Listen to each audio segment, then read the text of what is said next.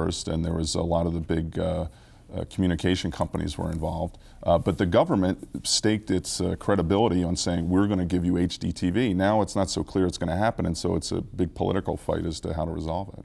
And many of the people you've been writing stories about, particularly this last week, say from the industry, we just don't think it's a good idea. Well, it's one of those, someone called it the Concord of consumer electronics, because it's a very high-end product that may not really find a mass market. But then again, I mean, cars, when they first came out, not everyone could afford them or have them, and now they're all over the place. So, you know, maybe 15 years from now, you'll see HDTV. Business reporter Stephen Keating of the Denver Post. Well, speaking of cars, it is mandatory in Colorado that we have insurance. Lo and behold, a lot of people don't. Michelle Johnston. No, they don't, and one of the reasons is how much it costs to have insurance. And it ends up to be something that's circular in nature, that the more people who don't have insurance, the more the cost goes up for the people who comply with the law and have insurance, and that loses more people who can actually afford insurance, and you just watch the circle go around. The mandate that we have insurance came from the state legislature, and this week one committee thought, well, maybe we better consider changing the rate structure. They've been actually talking about this for years. The mandate came from the General Assembly in 1973 that we have no-fault insurance, and no-fault essentially means that instead of subjecting every auto accident to sort of this major court action and getting the lawyers involved and increasing expenses how many-fold, that we'll all carry insurance that covers us and that covers the other guy too in case they're not insured.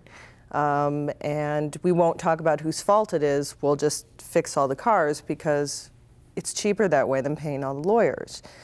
Well, that's all well and good until you start the circular process of the people who don't carry the insurance and the people who do. And so they've been studying the problem and what to do with auto insurance in this state for years. And I don't really think, even though the committee passed out, the interim committee this week passed out several bills designed to alter what's mandatory to cover in order to lower those premium costs, I don't think anything's going to come of it. The situation with this circular movement that you described means those of us who have insurance get to pay extra just to cover the no-fault uninsured driver. Yes, that's exactly what it means. And you do not expect a change? Well, there's a reason, not because it doesn't make sense, but there are three very powerful lobbying groups that are involved here. And when you take a look at the hearings and the politics behind this issue, you'll see the Colorado trial lawyers, you'll see the insurance companies, the National Association of Insurance Companies, and also the ones that practice in Colorado. And then you see healthcare providers, because healthcare providers, you know, all of a sudden if you start limiting people's health benefits or car insurance benefits to $5,000 for personal injury, that doesn't go very far when you've been hurt in an accident. Now the insurance people, the car insurance people will say, well, you know, and then your health care benefits will kick in. Okay, now we've got the health insurance industry involved. So it's just one of those things where there's so many powerful players who don't want it to come back on them that it would be a very long shot if this went anywhere. We noted earlier there is an election next Tuesday.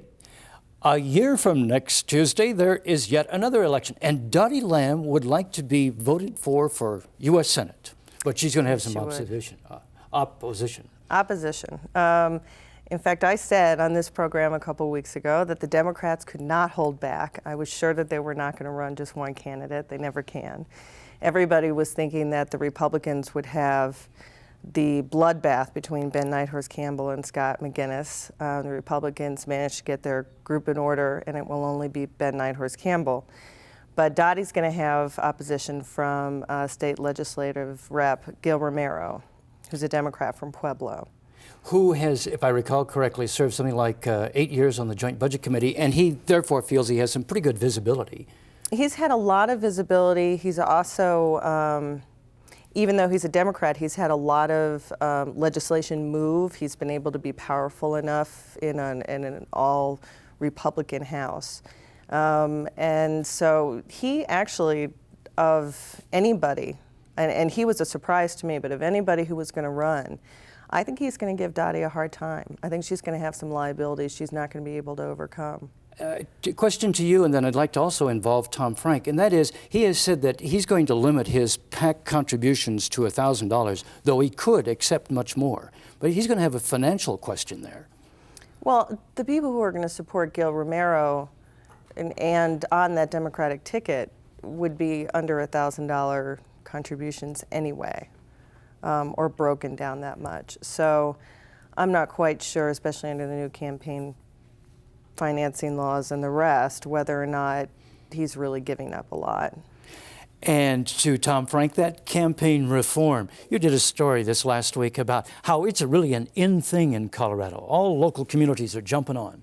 I'm sure everyone remembers from last year, a year ago, Amendment 15, the big state campaign finance reform act that was approved by 66% of the voters. And I think what people don't realize is that only applies to people running for state office, meaning governor, lieutenant governor, treasurer, state legislature. For the people who are running for the council and the mayor, it doesn't apply. Those people are still governed by generally their own laws, and usually there aren't any laws in municipalities. So what's happening in a number of municipalities in the state is they're developing their own laws. And in fact, Colorado is the state with the second most municipal campaign finance laws after California. With the emphasis that people think dollars are doing harm to the political system? The irony of this is that Amendment 15 was a citizen initiative. It came from, well, Common Cause and the League of Women Voters. It was sort of portrayed as a grassroots initiative. In the municipalities, a lot of the ballot questions to impose campaign finance laws are coming from the city council itself.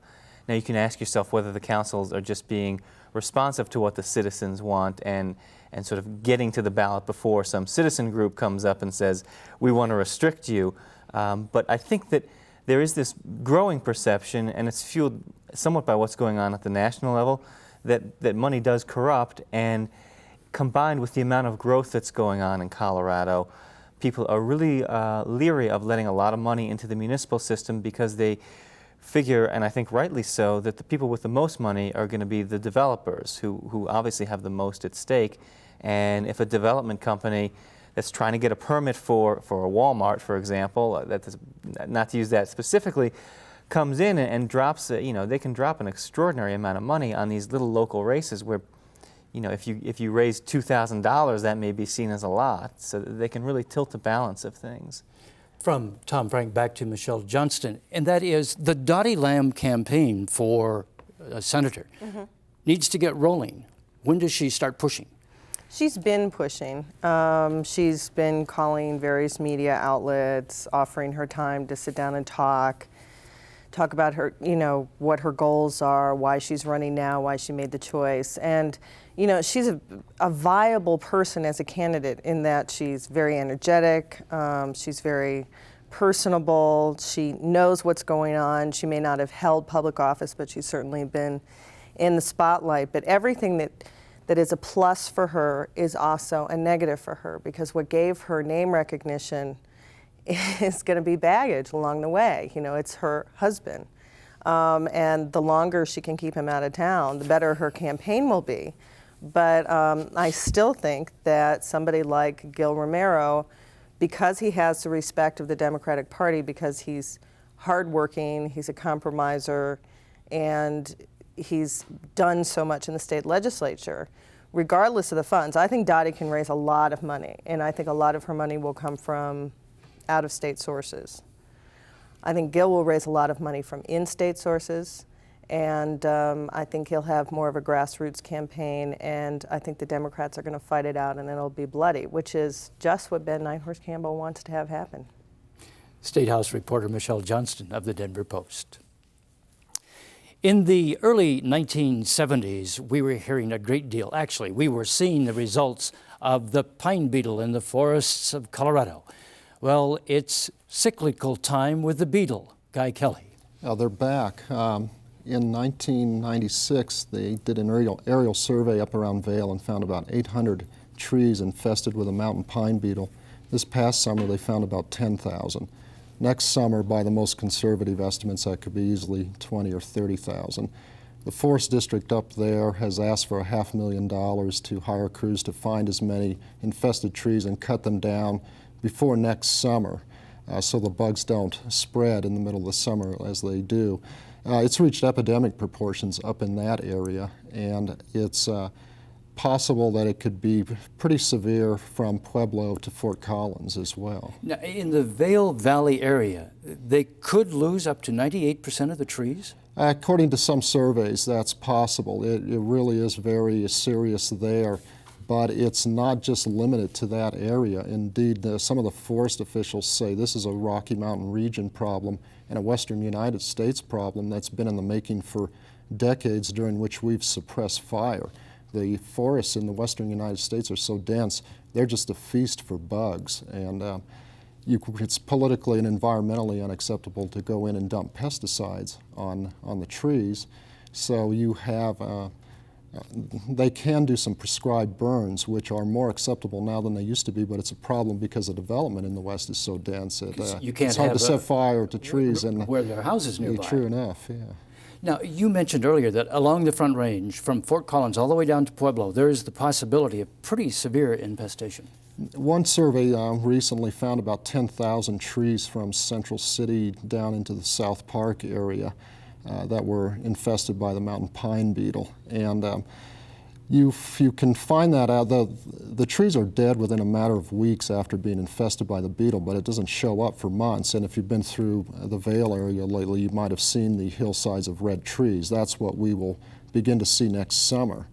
So they're wintering in the trees, and next summer when they've introduced a fungus into the trees that blocks the channels for nutrients in water, they will flee. They're little the bugs are the size of a match head with wings, and they'll take off to find new victims next summer. Essentially, the tree is just starved to death.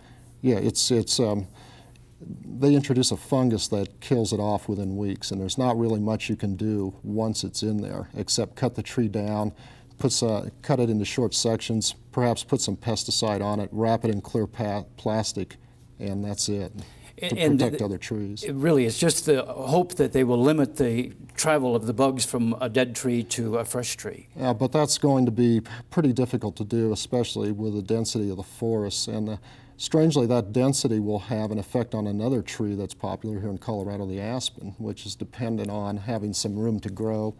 They're being squeezed out by the thickness of the lodgepole pines in the mountains and the ponderosa pines along the Front Range.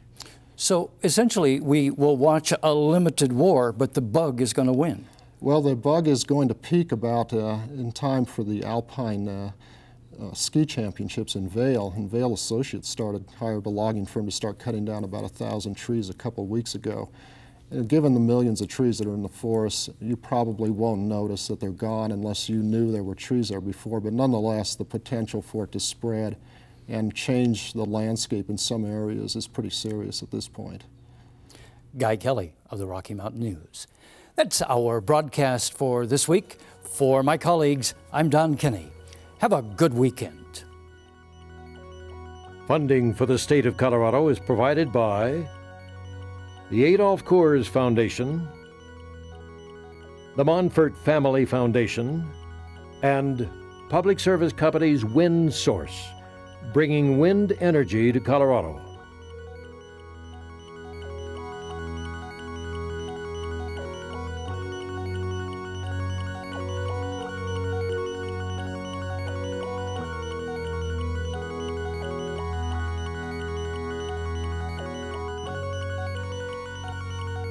The State of Colorado, now in its 19th year, is produced in cooperation with Rocky Mountain Reflections.